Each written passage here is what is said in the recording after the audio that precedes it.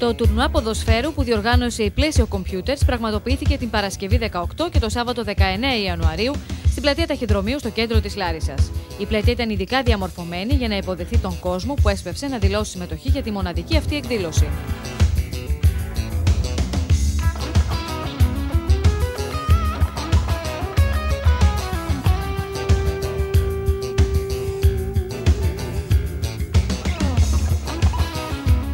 Η συγκέντρωση του κόσμου ήταν εντυπωσιακή από νωρίς το πρωί και τις δύο ημέρες και ο αριθμός των διαγωνιζομένων ξεπέρασε τις 500 συμμετοχές.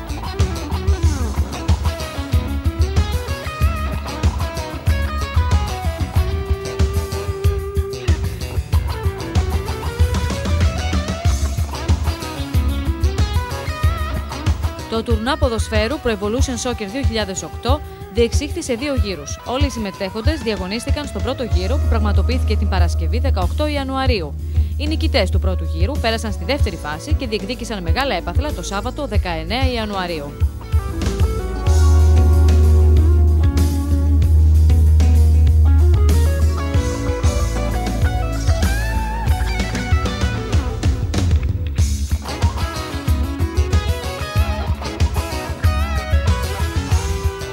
Οι τρεις πρώτοι νικητές κέρδισαν δώρα μεγάλης αξίας, τα οποία θα παραλάβουν από το κατάστημα Πλαίσιο Computers στη Λάρισα που βρίσκεται στη συμβολή των οδών Γεωργιάδου και Ολύμπου, έναντι του σταθμού ΚΤΕΛ.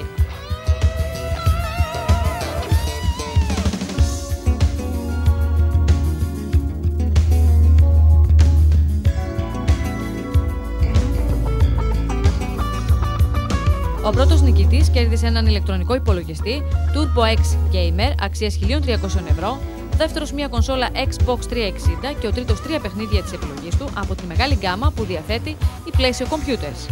Όλοι οι διαγωνιζόμενοι κερδίζουν από ένα αναμνηστικό δώρο για τη συμμετοχή τους.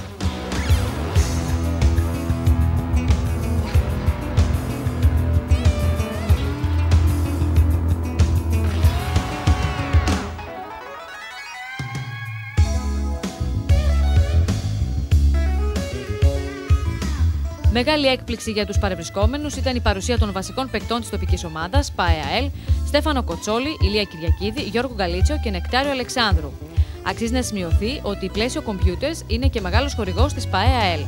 Όλοι έτρεξαν να φωτογραφηθούν μαζί με τους αγαπημένους τους ποδοσφαιριστές, ενώ αρκετοί ήταν και οι τυχεροί που έπαιξαν μαζί τους στους αγώνες Pro Evolution Soccer στις μοναδικές κονσόλες Microsoft Xbox 360.